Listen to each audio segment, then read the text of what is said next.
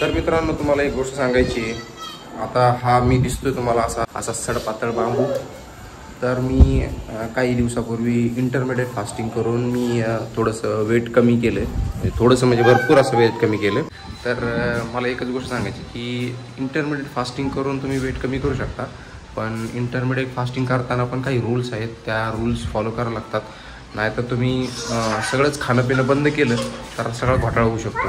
हे बघा, हा सडपातळ बांबू जो झाला आहे ना, त्याच्यामुळेच झाला आहे इनडायरेक्टली, की मी इंटरमिडिएट फास्टिंग करून वेट लॉस केलं. पण वेट लॉसमध्ये तुमचा मसल पण लॉस होतो. असं म्हणतात की 12,000साठी 12 लाख नाही गमवायचे.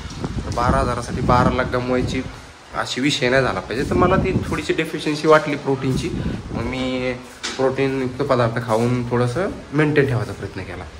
पण काही लोक असं करतात, वेट लॉस करायच्या टायमिंगला सगळंच वेट लॉस करतात, मसल पण लॉस होतो त्याच्यामध्ये. आणि कधी कधी हेवी वर्कआउट करतात. हेवी वर्कआउटमध्ये खूप जास्त मसल पण लॉस होतो आणि फॅट पण लॉस होतं.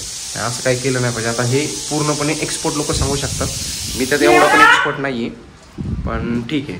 तर आता माझा विषय असा राहणार आहे की मी हा सडपातळवरनं खूप जास्त गेन करणार. आता सध्या माझं वजन 67 होतं. म्हणजे एक सुरुवात केली मी तेव्हा 67 होतं. मी 73वरनं 74वरनं मी 67वरती आणलो. त्याच्यानंतर आता माझं टार्गेट आहे की मी आता 69चं वेट केले लास्ट गेनिंग जसं चालू केलं तेव्हापासून.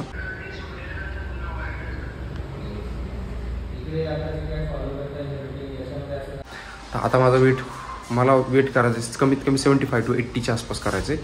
आणि त्याच्यानंतर मला परत फॅट लॉस करायचा थोडासा. म्हणजे अशी काही प्रोसेस राहणार आहे. तर त्या प्रोसेस जर्नीमध्ये तुम्ही थांबतालच मला असं वाटतं.